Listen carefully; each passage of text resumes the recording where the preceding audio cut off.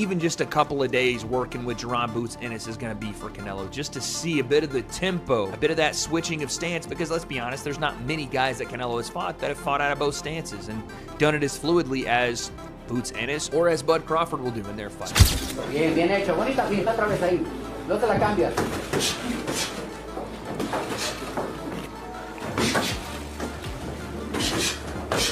Crawford fight, not Crawford. I don't think Boots fight like Crawford at all. That was just, I think the comparison they was making initially was just as they both was. Lennox Lewis breaks down why Terence Crawford can beat Canelo, stressing that the fight is more mental than physical. He explains that Crawford's high boxing IQ, sharp movement, and ability to adapt give him the edge. According to Lewis, size will not be a deciding factor because Terence's tactical approach and intelligence in the ring allow him to neutralize opponents effectively. That's why he believes Crawford can outsmart and outfight Canelo. Otra vez ahí, no te la cambias.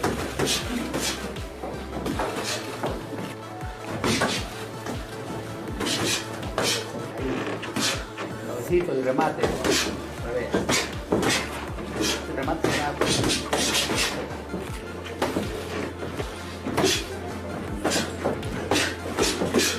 Suavecito y remate.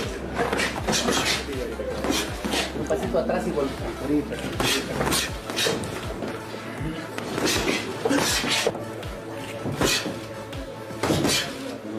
Coach Bernie's assessment captures the essence of what makes Terence Crawford such a unique and dangerous opponent. In his eyes, Crawford is not just a sharp puncher. He is a fighter whose precision and timing turn his strikes into punishing blows that few opponents have been able to withstand. Bernie emphasizes that Canelo Álvarez, despite his remarkable resume, has not faced someone with Crawford's combination of hand speed, accuracy, and natural punching power. When he says Crawford's hands are like bricks, it reflects the raw strength Crawford carries despite moving up in weight. Him one of the closest possible replicas of Crawford. Bringing Boots into camp shows not only respect for Crawford's skill, but also how serious Canelo is about this challenge. Camp with Canelo. I do believe this is get back on Crawford for not taking the fight with Boots back in 2024 when Boots called him out. But Crawford was on the bigger and better things, baby. That bigger and better things being Canelo Álvarez, September 13th, 2025. Bigger legacy, bigger name, bigger payday, bigger status. So, too little, too late, Boots. But I am looking forward to how you advance in your career after this, because this camp is definitely going to level you up, man. You're going to get better because of it in every aspect. Toughness, skill set, smarts. You're going to get a lot from this camp, champ. And I'm looking forward to seeing what you... This has created enormous anticipation among fans. The boxing community is buzzing because many want to see how Canelo, who has built his career on strength and counter-punching, will handle a fighter like Crawford, someone elusive, unpredictable, and technically brilliant. Crawford's movement, agility, and tactical sharpness make him a puzzle. And unlike many of Canelo's past opponents, he will not be standing still or waiting to be countered. This fight is as much about styles as it is about reputations. And for the first time in years, the boxing public feels that Canelo was facing an opponent who challenges him on every level. Champ, get somebody else. I'm out. Boxing Orbit shook the boxing world by tweeting a picture of Canelo Álvarez sparring with Jerron Ennis. Their post read, Canelo Álvarez sparring with Jerron Ennis ahead of his bout with Terence Crawford on September 13th, sparking intense reactions across fans and analysts worldwide. Greg Hackett sees the decision to bring Jerron Ennis into Canelo Álvarez's camp as one of the most talked about moves leading up to the Crawford fight. To him, the reaction of fans and media is understandable because nobody expected such a collaboration. At first glance, it might look like a curious or even amusing choice, but Hackett emphasizes that there is nothing random about it. Canelo is preparing for an opponent like Terence Crawford, who thrives on ambition, adaptability, and relentless drive. In that sense, sparring with Boots is a calculated attempt to simulate the energy and intensity. Amir Khan, who has fought both men at different points in his career, adds a unique perspective. While he respects Canelo's skill and accomplishments, Khan believes that Crawford simply wants this fight more. In Khan's view, Crawford's determination is unmatched and that edge and desire could prove decisive. Khan also notes that Crawford still has plenty left in his career with energy, sharpness, and hunger that surpass what Canelo can bring at this stage. While Canelo has reached extraordinary heights, the wear and tear of years at the elite level has taken a toll. Khan sees Crawford as fresher, more motivated, and currently more locked in. I mean, Jaron Ennis get from it being in with the elite, a guy who's prepared for everything. One thing you can't say about Canelo is that he hasn't seen something. Canelo's seen southpaws, he's seen tall guys, short guys, slick fighters, he's seen bulls, he's been up against everything. So you get a world of experience with a guy like Canelo. You get a guy who's in full confidence with a guy like Canelo. So with that type of boxing, I would see Canelo really not worried about so much of what Bout's trying to do to him, but really just paying attention to him.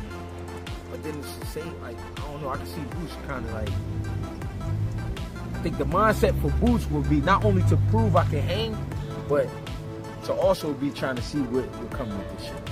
You know what I'm saying? I don't know, but I don't think I would do that. I don't know. It's just me. I just think, the only reason I say that because I think Bout's can get that fight. I think Bout's can end up with a fight. And I'm saying that because, you know, the reason I say I wouldn't do it is because I wouldn't spar you and then here go a year later they fight. I mean, that's for as much as it does for Canelo, it does for Boots, though, right? If that were to be the case.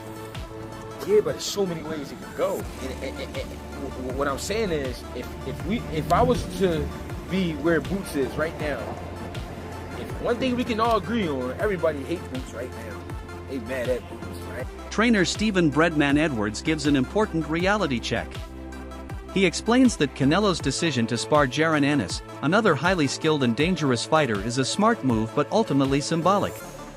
Sparring, Edwards insists, is not the same as a real fight. Fighters often spar to test strategies, gain experience with particular styles, or even send a message to their future opponents. For Canelo, sparring Ennis might be about creating the perception that he is ready for Crawford's style. Breadman makes it clear that while sparring can offer useful insights, it cannot replicate the atmosphere, intensity, and unpredictability of a championship fight. In the ring under the lights with millions watching, the stakes are far different. Crawford's skill set cannot be reduced to a sparring simulation. Edwards emphasizes that Canelo's choice to spar Ennis should be seen for what it is: an attempt to prepare mentally and to influence public perception rather than proof that he will defeat Crawford. I like Jaron Ennis. Well, like I said, you know, I don't really focus on that. You know, we stay in our lane, you know, and try to get better ourselves. And whatever they do, whatever they decide to bring in or whatever, you know, I'm pretty sure they have a plan. But I don't really focus on what other people do. We focus on what we do in order to get better ourselves. Because we do have a lot of things that we need to fix and get better at. So my respects to whatever they do or whatever they're doing, you know, but at the end of the day, you know, I think it's a good thing, but we don't really focus on that, you know, what other people do. You know, like I said, we gotta get better at our craft. Brian Norman offers a critical perspective, arguing that while Boots is a sensational fighter, his style does not truly mirror Terence Crawford's. He points out that the only similarities may be in their physical build and the kind of power shots they throw. Outside of that, Norman stresses, their approach to boxing is vastly different. Crawford is a master of switching stances, setting traps, and executing strategies in real time, while Boots is more explosive and aggressive in his delivery. Norman cautions that sparring with Ennis may give Canelo a tough challenge, but it will not fully replicate what it feels like to face Crawford in the ring. His comments add an important counterbalance to the praise, suggesting that while useful, this camp move has its limits. I mean, I think it's good work. Crawford, I don't think Crawford fight, not Crawford. I don't think Bout fight like Crawford at all. That was just, I think the comparison they was making initially was just as they both were switch hitters and they both could be so naturally. That's really the only thing that they do the same. They don't do anything else the same, literally. So I never understood the comparison in that myself. But I think the symbolism of sparring Jaron Ennis cannot be overstated.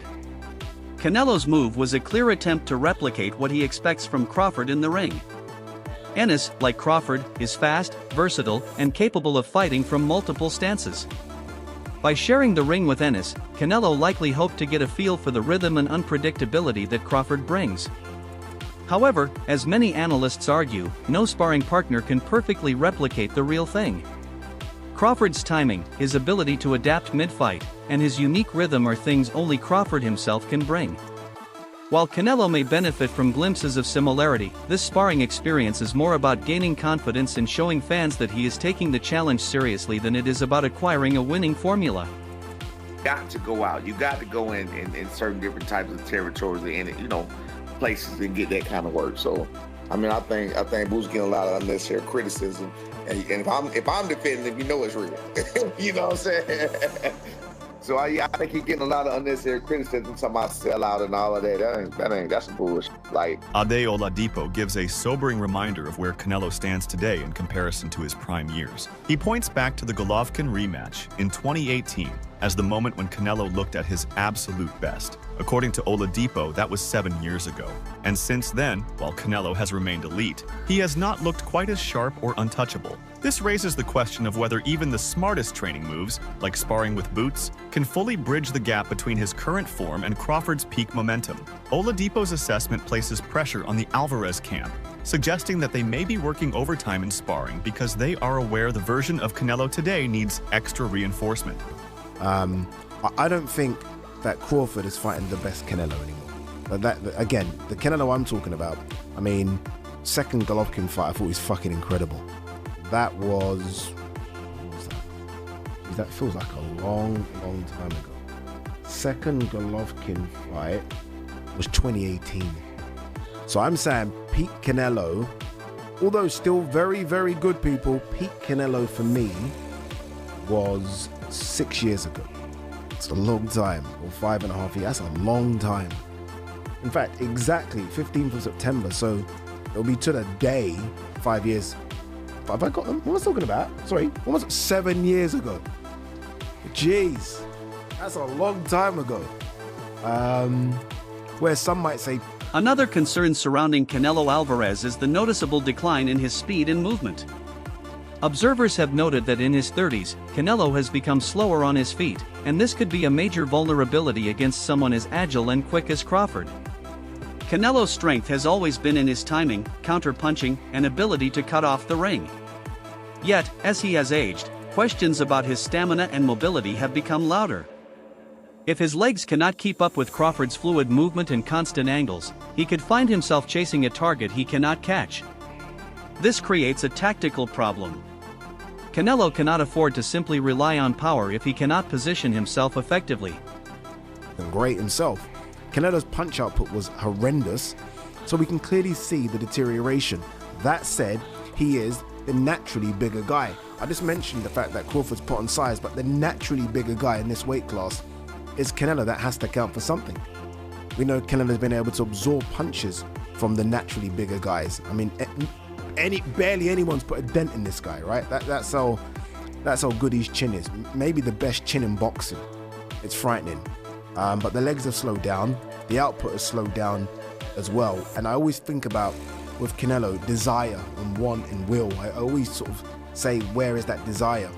Analysts studying this development agree that Canelo gains valuable preparation by sparring with Jaron Ennis. They point out that Ennis provides speed, angles, and relentless pressure that few fighters can replicate in a gym setting. By facing those attributes daily in camp, Canelo ensures he is better conditioned to deal with Crawford's unpredictability. While some experts caution that Ennis and Crawford have different tactical habits, the sheer challenge of facing a fighter of Boots' caliber in sparring sharpens reflexes, timing, and mental toughness. Analysts stress that this kind of preparation is exactly what separates elite fighters from ordinary ones, seeking out the hardest challenges before stepping into the real fight. That means that he did get work. That's what that means to me. That's what you need. I don't want Canelo in camp beating up nobody. I want people beating up on him. I want people putting in that work, giving him looks he ain't seen. That's what's going to make him ready for Crawford. I don't want to see smiling Canelo. I don't want to see Canelo happy. That means he did good the first time. Analysts caution that while Crawford's skills are undeniable, this fight represents a step into uncharted waters. Moving up in weight to face a naturally bigger opponent like Canelo is no small task. Canelo has thrived at higher weight classes, defeating champions with proven size, strength, and durability. His experience in these divisions gives him comfort and resilience that Crawford has yet to fully prove at this level. Crawford's advantage in speed and tactics may be tested against Canelo's raw strength and power. For Bud, because I know Shakur Stevenson's not going to help. Johnny Ortiz delivers a passionate take on the sparring arrangement, calling it a perfect decision from both sides. He argues that Boots is the closest thing to Terence Crawford that Canelo could find, making him an ideal sparring partner. For Ortiz, the arrangement benefits not just Canelo, but also Ennis, who gains invaluable experience by working with a seasoned champion like Álvarez. Ortiz emphasizes that this kind of collaboration is rare and valuable because it gives both fighters tools they can carry into future fights. His reaction captures the excitement around the move, framing it as mutually beneficial and strategically brilliant. Makes sense, makes sense, and it's definitely good experience for both. Eddie Reynoso and Canelo, shout out to them because now it shows that they serious with a real game plan, and Boots is, to me, everybody's a perfect opponent, and I want to say opponent, perfect sparring partner to have to replicate Crawford because they both switch hitters and stuff like that, and you know they got dog in them and reflexes for sure. So it shows Canelo serious, and on Boots' end, to be able to spar a Hall-of-Famer, top tier guy, it gave him great experience, and you could tell he really wants it. Been seeing mixed reviews. You got a portion of the fans that are just shocked that this happened. You got a portion of the fans that's like, yay, Canelo now has... No matter who wins, this fight has already carved a place in boxing history. The anticipation is amplified by the fact that it will be streamed on Netflix, opening the event to an even wider global audience. Millions of fans will tune in to watch two of the greatest fighters of their generation put everything on the line. This is more than a sporting event. It is a cultural moment. Rarely does boxing deliver a clash where legacies, styles, and ambitions intersect so perfectly. Boots is getting an opportunity to spar a Hall of Famer. Who cares? In reality, what the fuck loyalty does Boots owe to Crawford when it comes to the sport of boxing? I mean, Crawford didn't do shit even back while Boots was trying to get his opportunity when it was Spencer Crawford. Every time Boots' name got mentioned, you heard the Bud clowns be like, oh yeah, he don't deserve it. Oh, who did he fight? Oh, who this and that, man? I ain't trying to hear that shit. It's like it's different shit that you need to be woke up outside of boxing. Boxing is a sport. There's shit that we need to really come together. I didn't see y'all come together like 5 years. The Bud Clowns, because it's real fans, the Bud Clowns is bashing PBC. Supporters of Canelo's camp point out that Boots and Crawford share several physical and technical similarities, making Ennis the best available option for sparring. Both fighters are athletic, switch stances with fluidity, and carry real knockout power, which forces Canelo to adapt constantly. Bringing Ennis into camp signals that Álvarez is leaving no stone unturned and that his team is dead serious about this fight. Observers highlight that sparring with Boots sends a message. Canelo is not underestimating Crawford in any way. Instead, he is actively preparing for every scenario, demonstrating both respect for Crawford's abilities and determination to rise to the occasion. He's been there for a bit, but this is a big deal because not only did he come in... That's it for today's video. Stay tuned.